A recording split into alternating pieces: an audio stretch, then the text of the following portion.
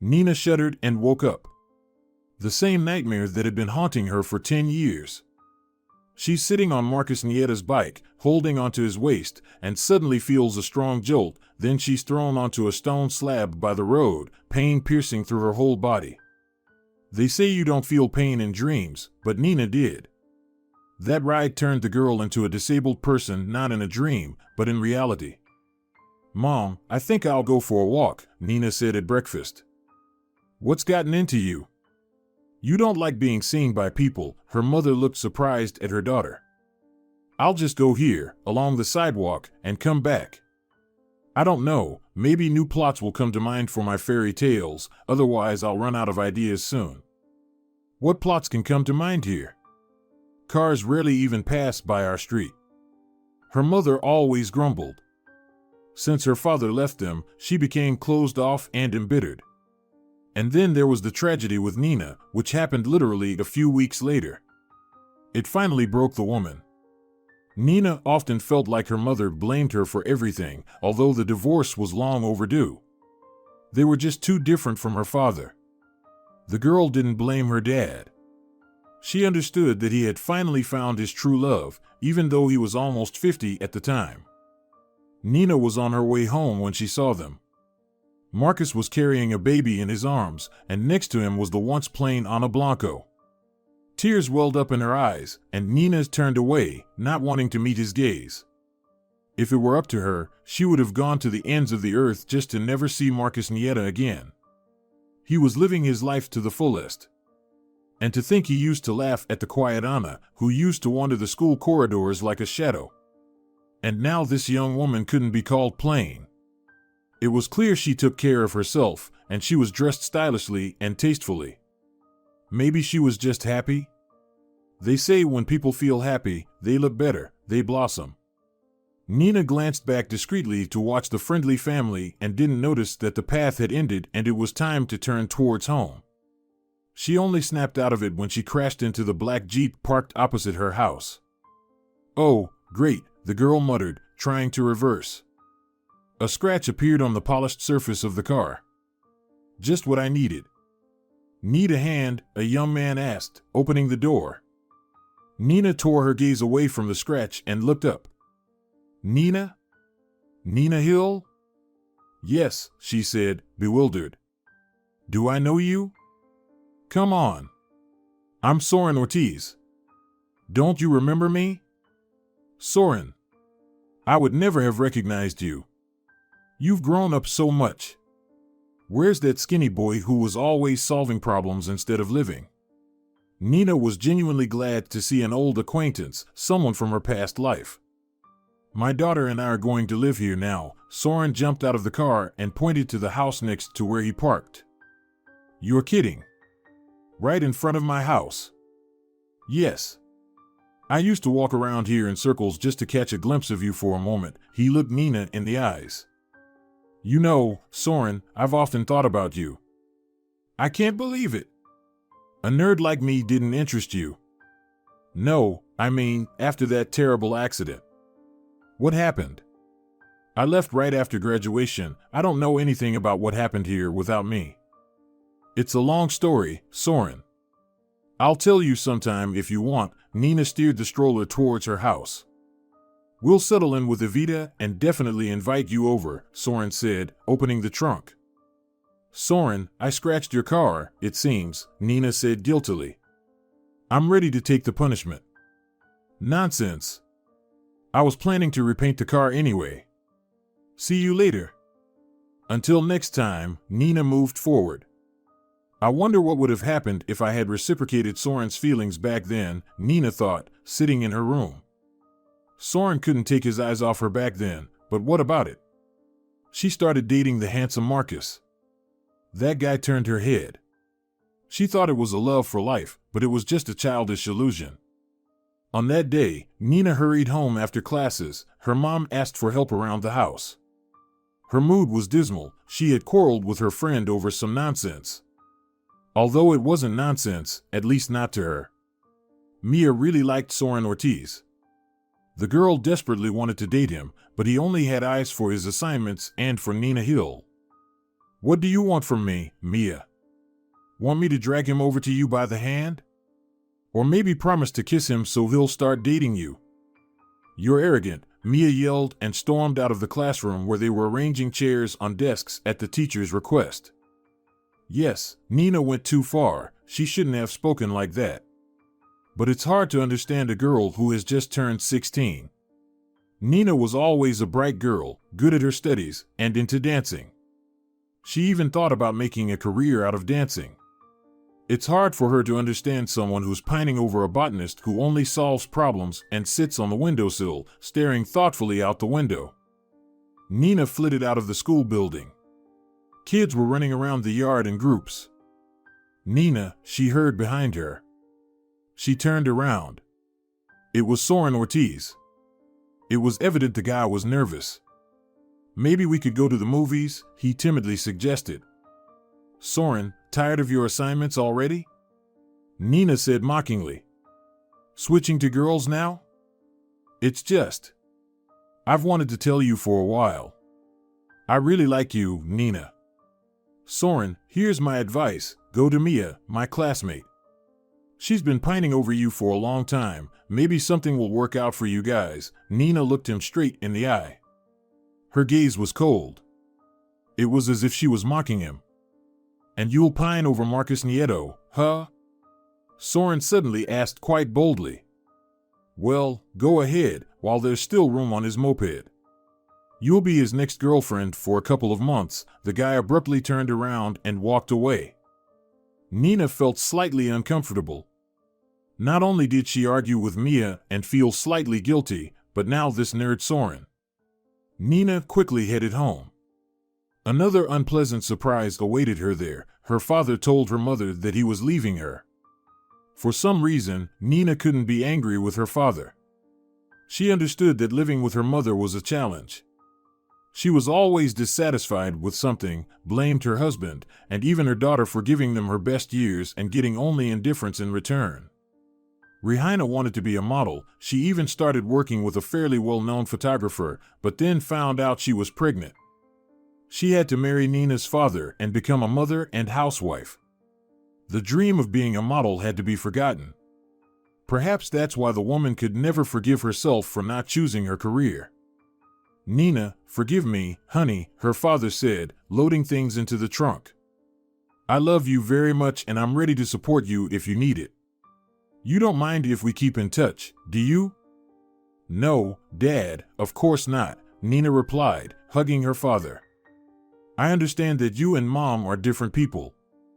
You shouldn't have gotten married at all and had a child. Nina, my girl, don't say that. Every day I thank heavens that you're in my life. They hugged once more, and Dad got behind the wheel. Mom was depressed, shutting herself in her room and refusing to come out. Nina didn't know what to do, how to calm her down, how to prove that life goes on. Mom, open up to me, asked her daughter, leaning against the door of her mother's bedroom.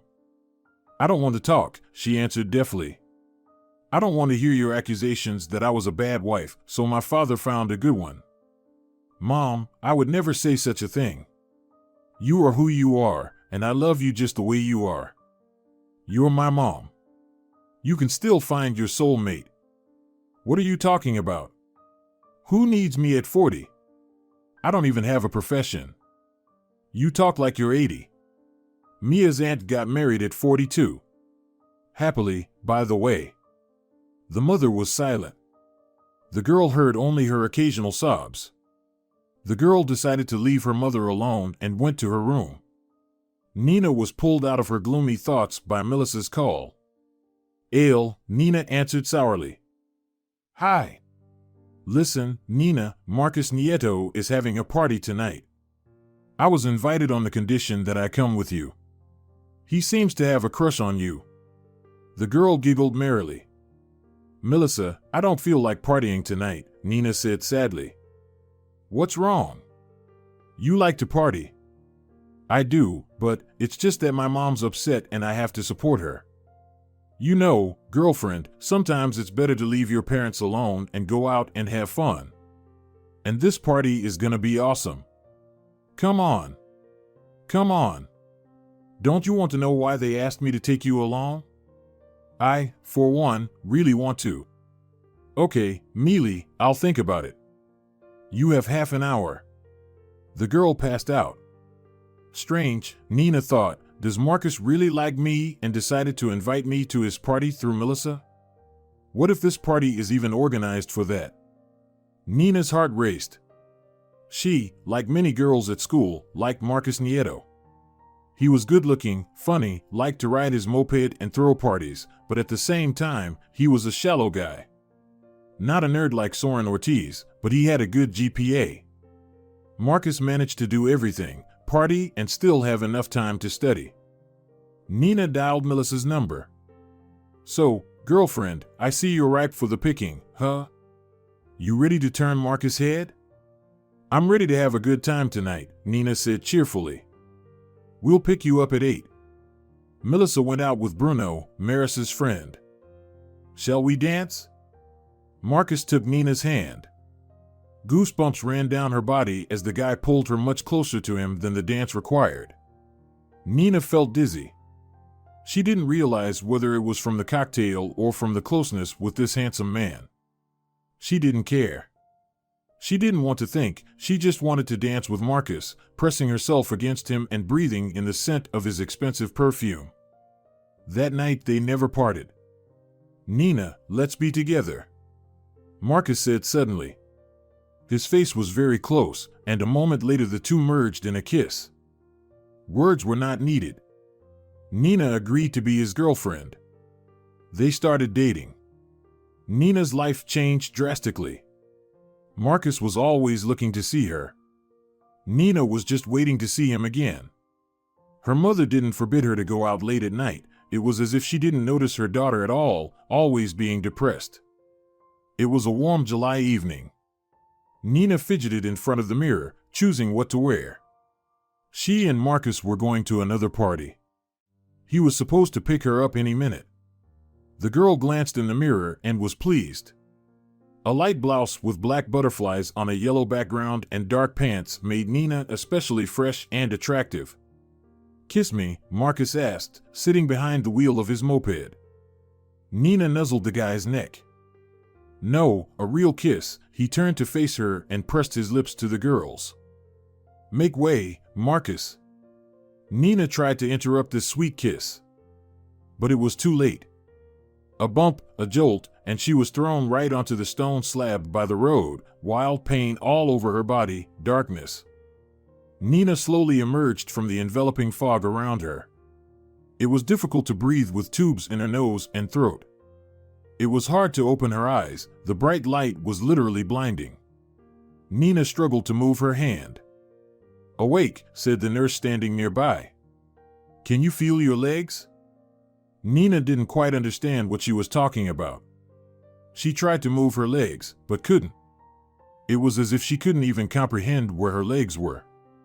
No, Nina replied softly. How about this? The nurse lifted the blanket and took a needle in her hand, leaning over the bed. Do you feel the injections? No, Nina murmured with dry lips. Oh, that's what Dr. Alonso was afraid of. The girl in the white coat looked puzzled. When Nina's parents came to pick her up from the hospital, at first glance they seemed like a real family, the doctor said. Nina's body is young, strong. It will all depend on her will to live. If the desire is strong, her body will have enough resources to recover, but if not. Nina's world collapsed. There could be no talk of dancing. She was a helpless invalid, her legs refusing to obey. And Marcus? He hadn't written or called her once. What if something terrible happened to him, and they just didn't tell her, fearing to traumatize her even more? Still, Nina asked on the way home, Mom, what about Marcus? Is he okay? He got away with a few scratches. He was thrown onto a pile of hay. Where is he? Did he ask about me? Nina looked hopefully at her mother. In our town, rumors spread like olive oil, her mother said sadly. He left for the capital. The new school year is starting soon. Nina's heart sank. Marcus lived his life, filled with new experiences, hopes, and events, but what awaited her? A wheelchair? Being confined at home? Nina didn't even want to think about such dreadful things. The girl needed to adapt to her new conditions. She had to move to a room on the ground floor, as the stairs were no longer for her. Her father came to visit her, but Nina hated those visits. He pitied her. He still loved her, but pity filled his heart. But the worst part was their constant fights with her mother. She found every convenient moment to say something about his young wife and how she had to give up her career as a model. At those moments, Nina literally wanted to be on a deserted island, or even better, to die and not see her wheelchair, her constantly quarreling parents, and this unreachable world anymore. Over time, visits from her father became rarer and then stopped altogether. Nina missed her dad, with whom they always found a topic for conversation, but it was easier this way. No one pitied her, no one argued with her mom. Her mother gradually adjusted to the situation and even started working at the local store with a funny name, Hedgehog Brewer. What a hedgehog had to do with it remained a mystery.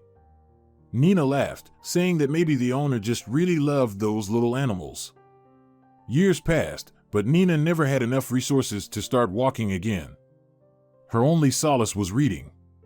She would read anything she could get her hands on, escaping into a world where she wasn't destined to sit in that cursed chair until death, a world full of wonders, incredible events, and heroes to root for. And it became less bitter for her own unhappy fate. At one point, Nina suddenly realized she wanted to write something too. She longed for something magical, unlike the mundane, gray life. Nina wanted to create a world where anything was possible. Everything was possible only in a fairy tale. That's why she began inventing fairy tale plots and writing them down. At first, it was difficult for her, it came out awkward and lifeless, but over time the characters began to come alive, and the events became vivid and lively too. One day, Nina submitted one of her most successful fairy tales to a children's online magazine. Imagine her surprise when they accepted her work and offered to collaborate. Now Nina was writing not just for her own pleasure, but also on commission. The girl had a small income now. 10 years passed. Sometimes Nina felt like fate was mocking her, taking away almost everything. Not only had she lost the ability to walk on her own 2 feet, but also this reminder of her past life. Nina often saw Marcus and his wife. Ana Blanco never stood out, neither in appearance nor in academics, just a typical average girl with a nondescript appearance. Why did Marcus choose her? He didn't even glance at such girls in school. Nina wondered why he didn't pick up some urban chick and instead returned to their hometown and married this dull mouse. After meeting Soren, Nina couldn't calm down for a long time. She sat in her room and thought. She thought about the past. Nina remembered how she laughed at the feelings of the modest guy, unaccustomed to courting girls and not spoiled by female attention. She caused him pain. It was visible in his eyes and in his tightly pressed lips. And he turned out to be right. She didn't sit behind Marcus Nita's moped seat for long. He didn't even talk to her, and now, upon meeting, he avoids eye contact, doesn't even greet her.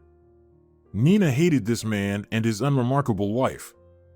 It was her, Nina, who was supposed to be happy. She was supposed to dance, and the audience was supposed to give her ovations and shout bravo. This hatred was destroying the girl. She understood it, but resolutely couldn't do anything about it. Nina withdrew more and more into her joyless little world. But one day, a faint ray of joy finally pierced through this impenetrable darkness. It happened when Nina aimlessly wandered through the web and stumbled upon a book, the author of which vividly demonstrated how to sculpt figures of people and animals from polymer clay. Nina's eyes lit up for the first time in years since that terrible accident that had turned her life upside down. And Nina began to learn to create beauty. The most interesting part was that she succeeded almost immediately, and then the girl began to invent her own ways to create this or that figure. Even her mom admired them, although everything else always bored and saddened her. "Nina, honey, you need to show these to someone." They're so alive. Oh, Mom, who would I show them to? Who? Well, there are different communities online. I don't need to tell you about them, darling. Maybe someday someone will see my toys, Nina smiled, wiping her hands with a napkin, slightly stained with paint. Another 13th of July arrived. On that day, Nina sat behind Marcus on his trusty bike, anticipating a fun time in the company of her favorite person. At night, Nina woke up several times from the same nightmare. Then she couldn't fall asleep until dawn. Her mother's voice woke her up. Nina, Soren Ortiz is asking for you. Should I say you're asleep? Soren? Are you sure you're not mistaken? No, he's waiting for you outside. There's a little girl with him. Mom, tell them to wait for me. I'll be there in a moment. Just need to freshen up. All right, I'll tell them. Her mother quietly left the room. Hi. Nina greeted, carefully descending the ramp. Hey. Soren jumped up to help. Do you want to take a walk with us? Where are you heading? We wanted to go to the beach, but there's sand. It would be uncomfortable for you. How about the park? Does that park with the statue of the violinist still exist? Yes, my mom and I occasionally go there. It's 100 times harder to drag my mom out of the house than me, Nina laughed. This is Evita, Soren pointed to the blonde girl with a blue butterfly clip in her hair, who had approached them. Hi. Nina greeted her. Hi. Is it true that you and Dad went to the same school? Yes, that's true, Nina replied. Is it true that you can't walk? Evita. Soren interrupted his daughter. It's okay, Nina reassured him. Yes, little one, that's true. You're beautiful. The girl came very close to Nina and ran her hand through her hair. Thank you, sweetheart. You're very beautiful too. You have your daddy's eyes. In the park, it was quiet. Evita happily rode her scooter, while Nina and Soren took a walk. He pushed her wheelchair confidently, as if he had done it many times before. They chatted about everything. Nina told him everything about herself without holding back. She felt that this young man truly listened to her, not just nodding politely and then forgetting everything you told him as soon as you said goodbye. You know, you might hit me on the head for saying this, but I'll say it anyway. Maybe it's necessary for some reason. I mean, you're tied to this chair. You know, for several years now, I've been trying to approach life philosophically, or whatever it's called. I read somewhere that if something in life isn't right for you, instead of asking why is this happening to me, you should ask what is this teaching me, and then many things become clear. Well, why do I need this disability then? Nina asked sadly. Just to suffer for the rest of my life? It's reasonable, of course, but no, not for that. You need it so you can better understand that you are very strong, capable of overcoming many obstacles, and also that the Lord is protecting you from something. You see, it sounds strange. A terrible accident was necessary to prevent a disaster, but that's only at first glance. Sometimes a person misses a flight, which seems to determine their whole life, a business meeting, or some other important matter. They curse everything they can, and then they find out that the plane crashed. Soren, you're not just a lover of mathematical problems, Nina smiled. You're a real philosopher. For some reason, after this conversation, Nina felt warmth in her heart and, strangely, she wanted to live. She wanted to catch sight of how a mischievous ray of sunshine breaks through the dense foliage of trees, how a little bird sits on a thin branch and starts chirping, swaying rhythmically and ruffling its feathers slightly. Yes, she was bound to a wheelchair and couldn't walk along this park path, but she still had the opportunity to feel this world, to discern what resonated in her soul.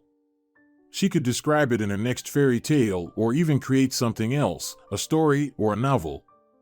Soren, sorry for meddling, but... Nina suddenly began, where's Evita's mom? Pilar died in childbirth. He stopped near a bench. Do you mind if we stay here for a while?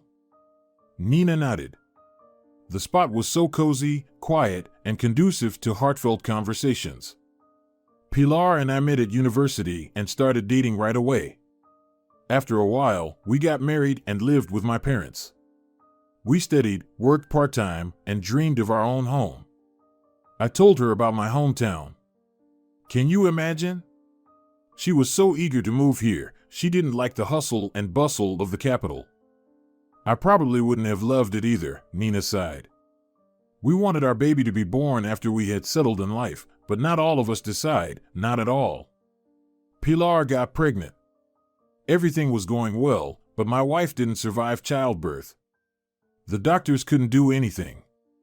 How awful. How difficult it is to lose a loved one, especially the mother of your child. Yes, it was tough. I wasn't prepared for such a turn, and who can be prepared? You loved her very much, didn't you? Nina asked softly, placing her hand on his. You know, I didn't love Pilar right away. At first, I just wanted to forget you. Nina felt a shiver run down her spine. She felt a prick of conscience. Back when she was still just a girl, she carelessly redirected that guy to Mia, never considering how deeply it would wound him when he loved her, the fool, truly loved her. Nina couldn't hold back the tears any longer. They just kept rolling down her cheeks, and she didn't even try to stop them. Nina, are you okay? Soren asked sympathetically, offering her a tissue. Forgive me, Soren, forgive me, she replied. Forgive you? For what? There's nothing for me to forgive you for. You shouldn't be so hard on yourself. No, it's not that. I haven't had such a heartfelt conversation with anyone in 10 years. I was such a fool back then, when you asked me to the movies. Forgive me. Silly girl. We were just kids back then. Yes, I really wanted to be with you, but you needed something else, not my nerdy self. Remember how everyone laughed and said that first came the bookworm, and then Soren Ortiz followed behind? Yes, exactly. But you shouldn't call yourself nerdy. That's not true. You're a very sensitive person. Evita is lucky to have you as a father. Really lucky. You know, if you ever need anything, I'm ready to help. Maybe you'll need someone to watch over Evita. Thank you, Nina. I think I'll have to turn to you more than once. Sometimes I need to travel for work, and Evita doesn't handle long journeys well, she gets motion sick. You bravely took on the task of raising your daughter, all on your own, without anyone's help. Initially, my parents helped, but now my daughter is all grown up, we manage just fine, he smiled softly, his eyes filled with tenderness. I never imagined I could love someone as much as I love Evita. It hurts terribly when we have to part, even for a short while. You're a godsend as a father, Nina smiled. If one can say that. They sat a little longer and then went to look for Evita. She had already found some seeds somewhere and was feeding the pigeons. Nina. Daddy. Look how cute they are, the girl looked at the birds affectionately. Yes, birds are messengers from heaven, Nina said. If you want to tell something to God, feed them and share your secret with them. Really? Evita looked at Nina with interest. Nina nodded, and the three of them headed home. Will you come visit us? The girl asked when they were near Nina's house. Absolutely, she promised. See you soon. That day Nina cried a lot, but several fairy tales were born. How much she missed a kindred soul, someone she could simply talk to, share her pain with, and let her tears flow freely. Imagine, the guy she so rudely turned down became closer to her than her own mother, not only listening but also offering the perfect support. It was a rainy day. The gloomy sky hung over the earth, as if trying to crush it and not let it breathe.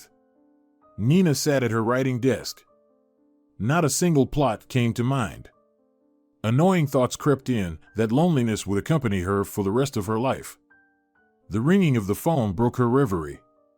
It was Soren. Hey! Nina felt a joy akin to what she felt when Marcus called her many years ago. Hey, dear. Are you busy today? Yes. I have an audience at the Royal Palace and a dozen dances promised to the most distinguished gentlemen, Nina replied with a laugh. What a shame, I wanted to invite you over. You know what? I think I'll cancel my social outing and accept your invitation. Nina's heart skipped a beat with joy. They were having tea in the living room. Evita chattered cheerfully and showed Nina her drawings and clay crafts. The girl hadn't made any friends yet. After all, she and her father had only recently arrived, and the new school year hadn't started yet. Soren's phone rang, and he stepped out to take the call. Girls, he said upon returning a few minutes later, I urgently need to attend to some matters. Duty calls. The bank will collapse if I don't show up at the main office. Can you manage without me? I think I'll be back in 3 or 4 hours. Of course, we'll manage. Evita exclaimed joyfully. Go ahead without worries, Nina replied. We'll find something to do. Soren looked gratefully at his high school sweetheart. Soren left, leaving Nina and Evita alone. Nina had no idea how to interact with children, but Evita took the initiative. The girl first dragged literally everything from her room to the living room to show Nina, as Nina couldn't manage to get to the second floor. She enthusiastically showed her collection of insects and capsules and crafts made from some special gaming tape. Nina couldn't believe how imaginative Evita was.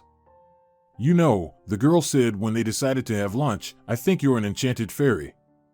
You need to be unenchanted, and then you'll walk again. Do you really think so? Nina asked seriously, though a smile was threatening to appear on her face. I'm telling you for sure. Oh, dear, if only I knew how to break the spell, I'd gladly do it. It's just not your time yet, Evita said mysteriously. But it will come soon, I feel it. Do you want me to show you my dolls? Nina asked. Dolls from your childhood? No, the ones I make myself. You make dolls? The girl's eyes lit up, and she couldn't sit still. Show me quick. Nina opened the box she had packed in her backpack just in case, preparing to visit Soren and his daughter. How lovely. These are like the dolls from my dream. They're alive. Do you want me to give you one of them? For me? You'd give it to me? Aren't you going to miss it? No, we're friends, aren't we? I also have animal figurines, but they're at home. I've got a whole collection. Will you show me? Definitely, next time we meet. I would love to make such dolls too, Evita said dreamily. I may not be a great teacher, but I can try to teach you something. And that was their agreement. The day was nearing its end, and Soren still hadn't returned. He texted, saying he was delayed and asked not to leave the girl until he arrived. Nina moved from her armchair to the sofa in the living room, and they sat, looking through photographs. Nina, tell me an interesting story, the girl suddenly asked, closing the photo album. What kind of story? A magical one? A magical one would be nice, she agreed.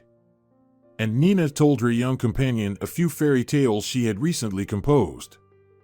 How interesting. My dad always tells me about numbers, it's boring. Where did you read these stories? Evita looked closely at Nina. I made them up myself, she simply replied. I told you, you're a fairy. You probably even have a magic wand. I haven't found anything like that, Nina laughed. It was so nice to talk to this little girl. There was no need to play a role, hide anything, or pretend something was real when it wasn't. The girl didn't even suspect that she would find solace in the company of a 7-year-old.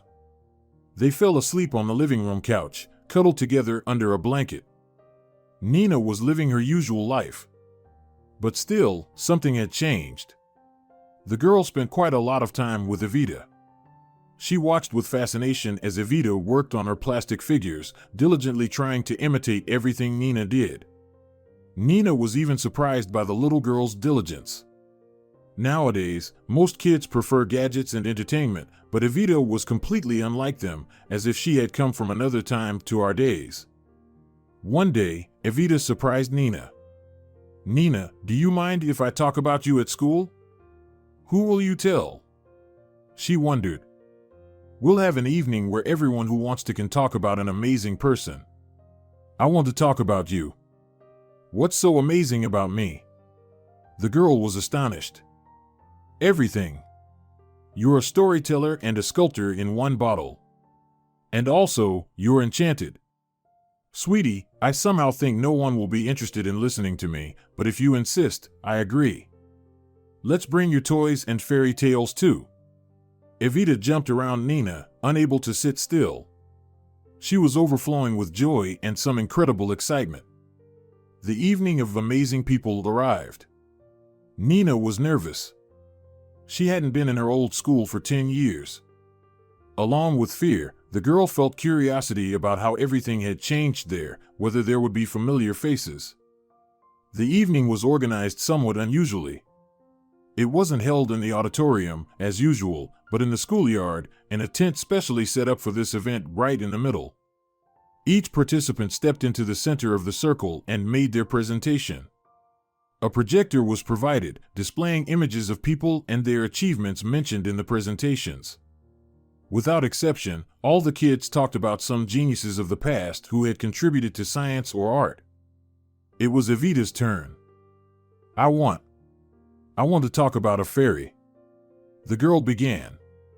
She didn't look like a fairy from fairy tales at all. Her name is Nina Hill. Nina, by the way, used to study at our school. Applause erupted. So, Evita continued, we became friends recently, but we've become very good friends. Nina writes such interesting fairy tales and stories that anyone will listen and forget about everything else.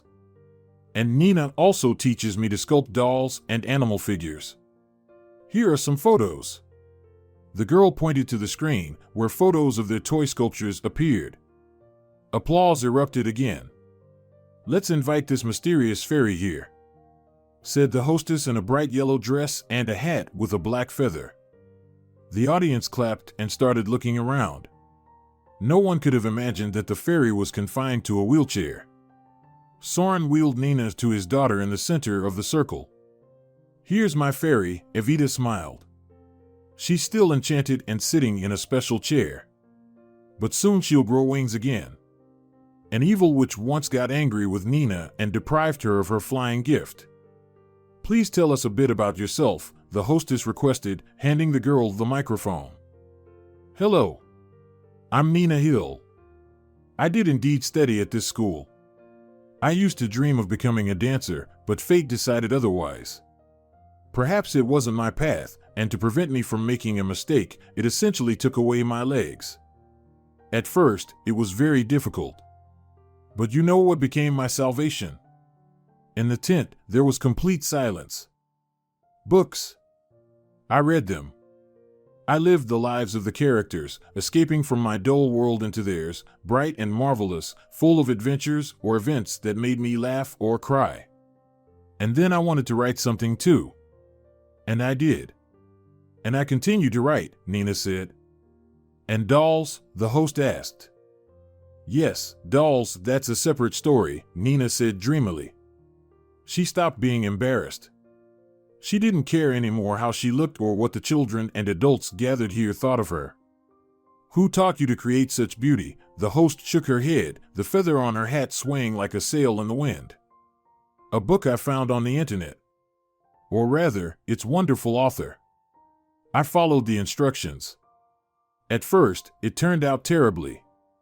But it was only the first attempt, and then I plunged into the world of creativity. Can you imagine? I even had to buy a set of dental tools. They're convenient to use for sculpting. I work with miniatures. Thank you, Nina. And a huge thank you to you, Evita. Thank you for introducing us to this amazing person living here and now. It was very interesting, the host said. The tent erupted in applause. As everyone began to disperse, a woman approached Nina. Senorita Hill, would you agree to teach the children miniature sculpting? Well, I don't even know, I'm not a teacher. I don't even have a pedagogical education. In fact, I don't have one at all, just school, Nina replied. That doesn't matter, at least for now. And where? Nina asked with interest. Right at the school. We have a studio for applied creativity. I don't think you'll have a shortage of students. Nobody in our town practices this. We'll discuss all the conditions regarding salary. I would be happy to try, not sure if it will work, but I agree. Then please leave me your phone number. I'll contact you as soon as everything is clarified. Nina dictated her number, and they said goodbye. That night, sleep eluded Nina. At first, she just lay there, staring at the ceiling, but when that became unbearable, she moved from the bed to her chair, rolled up to the table, and turned on the lamp. She wanted to create. Just think, the lovely little girl Evita, the daughter of the one she had so rudely rejected back in her school days, today gave her, albeit a small one, but still a star hour. The applause literally made her head spin. People were interested in what she had to say, interested in her life, her view of the world. It hadn't been like this for many years. Had it ever been like this at all? Now Nina felt like it hadn't. Nina Hill had been working in the studio for several weeks, teaching kids of different ages how to create sculptures out of plastic. Nina felt like a truly sought-after specialist. Her students loved her, and their parents appreciated her. School teachers began to notice that the handwriting of those students who attended sculpture classes had improved, and their overall academic performance had also gotten better. Could a girl, who had been bound to a wheelchair for 10 years, ever dream of such things? She could. But she didn't dare. Nina, her mother began one day, "You look so happy lately. Are you in love, by any chance?" "No, Mom, it's all because of my work. The successes of my students lift me up so much." I somehow thought it might have to do with Soren Ortiz, her mother smiled. "No, Mom, Soren is just a very good friend, that's all." Ouch. Nina winced in pain. "What happened, sweetheart?" her mother worried. "My legs are tingling," Nina struggled to say. "What? You're feeling your legs?" "Nina, do you remember what the doctor said?" "About the reserves," she continued to wince, asking. "Yes, exactly. It seems, my dear, your reserves are replenished, and your legs decided to join in.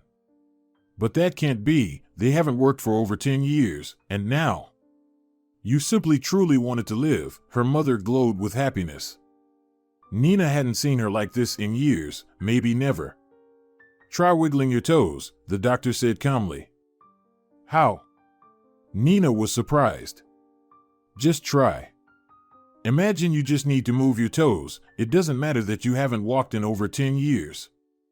Nina focused and tried her best to comply with the doctor's request. The attempt failed. Instead, a strong pain pierced through her legs from thigh to toe. "Ah!" Nina cried out. "It hurts so much. Unbearably much. What does this mean?" "It means that the muscles are gradually starting to work, as well as the blood vessels, veins, nerves, in short, the whole system is kicking in. Now, regular massages are needed, even self-massage, and it would also be very good to swim in the sea. Seawater is a powerful remedy." "I understand. I will try to follow all your recommendations." Nina left the office. In the corridor, her mother, Evita, and Soren were waiting for her. Soren volunteered to drive them home. "What did the doctor say?" Soren asked. "He said I need to swim in the sea," Nina smiled. "Really?" her mother asked.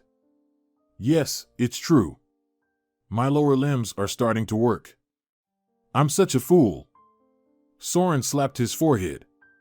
"Why didn't we do this sooner? So, let's do it right now." Evita hugged Nina. "Wait, I'm not ready." Nina protested. "I don't even have a swimsuit. I don't think what I wore over 10 years ago will fit me anymore." "I have a swimsuit," Evita exclaimed. "It's really cool. Very sporty. Darling, yours definitely won't fit me, Nina laughed. It's not mine, it's my mom's. She was just like you. Let's go to our house now, and you can try it on. A warm feeling spread throughout Nina's body. How great it was when there were people around. People who cared about you and whom you were ready to love just because they were there for you. Another wave of pain ran through her legs. But it wasn't as sharp this time, more like the feeling you get when you've been sitting in one position for too long and pins and needles start to creep in.